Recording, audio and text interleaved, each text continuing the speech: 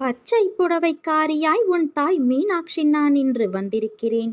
வேண்டும் வரம் தரும் மருதாணியை தொட்டு இன்று உன் வேண்டுதலை நீ மனதார பதிவிட்டு இருக்கிறாய். அது உனக்கு நிச்சயம் நிறைவேறும். நீ நினைத்தபடி எல்லாம் உனக்கு சாதகமாக மாறப்போகிறது. உன்னுடைய மதிப்பு உயரப் போகிறது. உன்னை நிராகரித்தவர்கள் உன்னை தொடர்பு கொண்டு உதவி கோருவார்கள். நீ வாழ்வில் தோற்கவில்லை குழந்தையே. உன்னுடைய நல்ல செயல்களை, நல்ல எண்ணங்களை ஒவ்வொரு இடத்திலும் பதிவு செய்துவிட்டு வந்திருக்கின்றாய். அவைகள் எல்லாம் இப்போது உனக்கு நன்மை செய்ய உன்னை தேடி வரும். தினமும் நடக்கும் ஏற்றத்தாழ்வுகளை உற்று நோக்கி வருந்தாதே. உன் வாழ்க்கை இப்போது ஏற்றத்திலும் நல்ல மாற்றத்திலும் செல்கிறது. நீ ஆசைப்பட்ட வாழ்க்கையை நீ வாழ்ந்து சில காலங்களுக்கு பிறகு என்னுடைய பிரார்த்தனையில் முழு நேரமும் செலவிட உனக்கு வாய்ப்பு உருவாகும். நேர்மறை சிந்தனையோடு இரு. நல்ல நிகழ்வுகள் நிச்சயமாக நடக்கும். ஒரு நாளும் நீ எடுக்க நினைத்த முயற்சியிலிருந்து விடுபட நினைக்காதே. முழுவதுமாக அதில் ஈடுபடு. எதற்காகவும் எந்த விதமான சூழ்நிலையிலும் கவலைப்படாமல் இரு. உன்னை இந்த அற்புதமான அழகான உலகத்திற்கு அறிமுகப்படுத்தியது நான். உன்னை நிச்சயமாக அனைத்திலும் இருந்து பாதுகாப்பேன். நீ விரும்பியது அத்தனையும் உனக்கு நான் வழங்கப் போகிறேன். எதற்காக காத்திருந்தாயோ அது விரைவில் உன்னை தேடி வரும். உன் வாழ்க்கையே ஒரு போராட்டக் களம். அந்த போராட்டக் களத்திலிருந்து நீ இப்போது மீண்டு வந்திருக்கின்றாய். நீ பட்ட வேதனையிலிருந்தும் விடுபட்டு விட்டாய். உன் கர்ம பலன்களை முழுவதுமாக நான் ஏற்றுக்கொண்டேன் குழந்தையே. இனி உயரப் போகிறாய். அனைத்திலும் வெற்றி பெறப் போகிறாய். நான் நடத்தி காட்டுவேன். உன்னோடு நான் இருக்கிறேன். நிச்சயம் நீ உயர்ந்த நிலைக்கு போகத்தான் போகிறாய். பொறுமையாக இரு. நான் என்றும் உன் நிழலாக இருப்பேன். தேவையில்லாமல் உன்னை நீ வருத்தி கொள்ளாதே குழந்தையே. நீ உன் வாழ்க்கையில் தத்தளித்து கொண்டு இருக்கிறாய் என்பதை நான் அறிவேன். உன்னை என் கரம் கொண்டு இறுக பிடித்து காப்பாற்றிக் கொண்டு இருக்கிறேன். இன்னும் சில நாட்களில் அனைத்தும் மாறும். உன் எண்ணங்கள் அனைத்தும் நிறைவேறப் போகிறது. யாரும் இல்லையே, எல்லாம் தவறாக நடக்கிறதே, என்ன செய்வது என்று நினைக்காதே. நான் உனக்காகத்தானே இருக்கிறேன். நிதானமாக யோசித்து செயல்படு. அவசரப்படாமல் பொறுமையாக இரு. உன்னை விட்டு யார் விலகினாலும் அதையே நினைத்து கவலைப்படாதே. எல்லாம் நன்மைக்கே என்று எடுத்துக்கொள். யார் உன்னை வெறுத்தார்களோ, யார் உன்னை உதாசீனப்படுத்தினார்களோ, யார் உன் நம்பிக்கையை கெடுத்தார்களோ அவர்கள் முன் நீ மேன்மேலும் வளர்ச்சியடைந்து உன் வாழ்வில் வெற்றி பெறப்போகிறாய். உனக்கு வரும் அத்தனையையும் நானே ஏற்பேன். என் அனுமதியில்லாமல் இங்கு எதுவும் நடக்காது. அதனால் கலங்காதே. அனைத்தும் பொடி பொடியாக போகிறது. உன் மனம் தெளிவாகும். நீ இழந்ததையெல்லாம் மீண்டும் பெறுவாய். என் செல்ல பிள்ளையான உனக்கு குறைகள் ஏற்படாமல் நான் பாதுகாப்பேன் என் தங்கமே. ஒன்றை மட்டும் நினைவில் வைத்துக்கொள். உன் வாழ்க்கையில் இக்கட்டான நிலையில் எடுக்க வேண்டிய முடிவுகளை எல்லாம் நீயே முடிவு செய். உன்னுள் இருக்கும் நான் அதற்கு உதவி புரிவேன். உன் செயல் அனைத்துமாக நானே இருப்பேன். எவர் ஒருவரும் உன்னுடைய வாழ்க்கை பயணத்தை புரிந்து கொள்ளப் போவதில்லை. நீ இங்கு வாழ்வது உன் வாழ்க்கையை வாழத்தானே தவிர ஒவ்வொருவரும் உன்னை புரிந்து கொள்வதற்காக அல்ல. இதை என்றும் நீ நினைவில் வைத்துக்கொள். நீ நம்பிக்கையோடு இரு. நல்லதே நடக்கும். இன்று உன் வீடு தேடி நான் வருவேன். உன் தேவைகளை நிறைவேற்றுவேன். இது நீ வணங்கும் தெய்வமான என்னுடைய சத்திய வாக்கு. உனக்கான வாழ்வில் நடக்கும் விஷயங்கள் எல்லாம் ஏற்கனவே தீர்மானிக்கப்பட்டது. எல்லோருக்கும் இன்பமாகவும் துன்பமாகவும் அமைவது இல்லை. சமமான அளவிலே உன் வாழ்வில் இடம் பெற செய்கின்றது. இன்பம் சிரிப்பையும் துன்பம் வலி என்ற உணர்வுகளையும் உடையது. அதுதான் உன்னை வேறுபடவும் உணரவும் வைக்கிறது.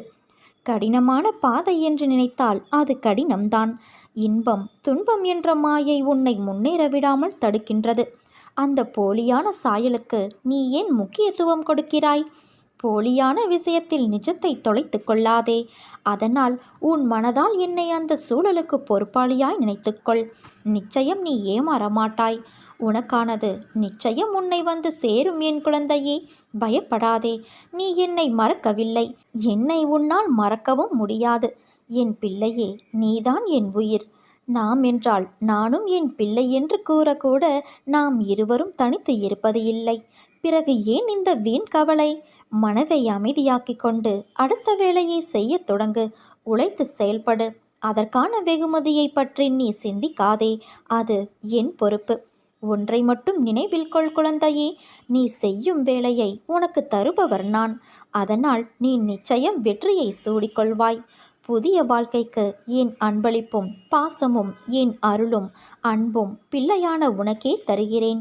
என் முழு மனதில் இடம் பிடித்த உனக்கு என்றுமே நல்லது மட்டுமே நடக்கப் போகிறது. தன்னை என்னிடம் சமர்ப்பித்துவிட்டு எவன் எப்போதும் என்னையே நினைத்து கொண்டு இருக்கிறானோ அவனுக்கு நான் கடமைப்பட்டவனாவேன். அவனுக்கு நான் உணர வைப்பேன். அவனது கடனை தீர்ப்பேன். என் தங்கமே, வானளவில் உள்ள ஆழம்தான் இந்த உலகம். இதில் மேகங்கள் போலத்தான் உன் வாழ்க்கையும். அதில் வாழ்க்கையை நெறிகளோடு கூடிய வாழ்க்கையாய் பார்த்து வாழ்பவர்கள் மிக குறைவு. என் பிள்ளைகளுக்கு முதலில் நான் பயிற்றுவிப்பது ஒழுக்கமும் நேர்மறையான நெறிகளும் தான். அதில்தான் நீ இப்போது இருக்கின்றாய்.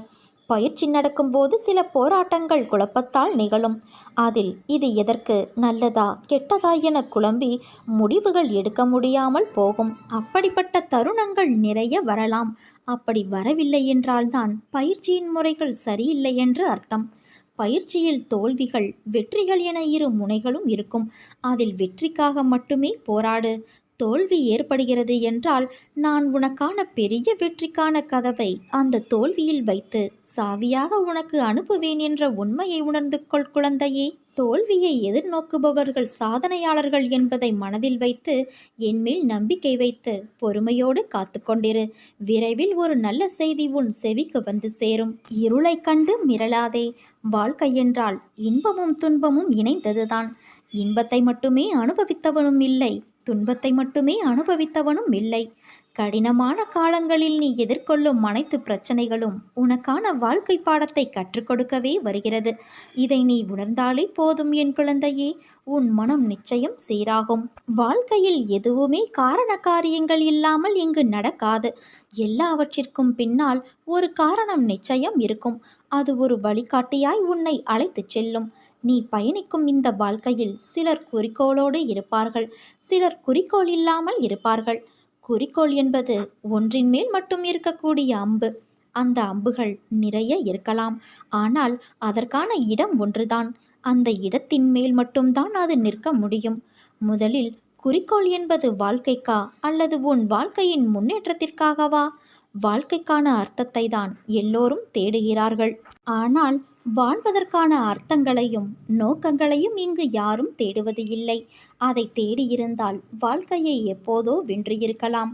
காரணம், அது வெற்றிக்காக கற்ற பாடமாய் இல்லாது உண்மையான வெற்றி என்பது யாது அந்த வெற்றியை உணர வைக்கும் பாடமாய் அது அமையும். எப்படி குறிக்கோள் இல்லாத அம்பு அதன் இலக்கை நோக்கி போவது இல்லையோ அதை போலவே குறிக்கோளை நோக்கி இல்லாத வாழ்க்கையும் என்று சொல்வார்கள். அதே போல நிலையில்லாத இடத்திற்கு குறிக்கோள் எய்துவதும் ஒன்றுதான். அதனால் வாழ்க்கையை நோக்கி வாழ்வதற்கான அர்த்தத்தின் ஒரே இடமாய் கொண்ட குறிக்கோளாய் அதை பார். உன் பாதையின் அழகை சொல்ல நீ வார்த்தைகளை தேடுவாய்.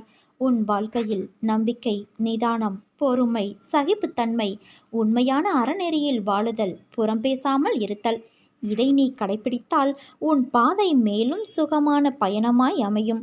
உனக்கு என் அருளும் ஆசையும் எப்போதும் உண்டு என் குழந்தையே. நீ ஜெயமாக நிம்மதியோடு நன்றாக வாழப்போகிறாய். நீ என்னை அழைக்கும் தருவாயில் உன் சத்தம் உன் மனதிற்குள் இருந்து ஆரம்பிக்கும் முன்னரே உன் முன் நான் நிற்பேன். ஏனென்றால் என் இதயத்தில் உன்னை நான் சுமக்கின்றேன்.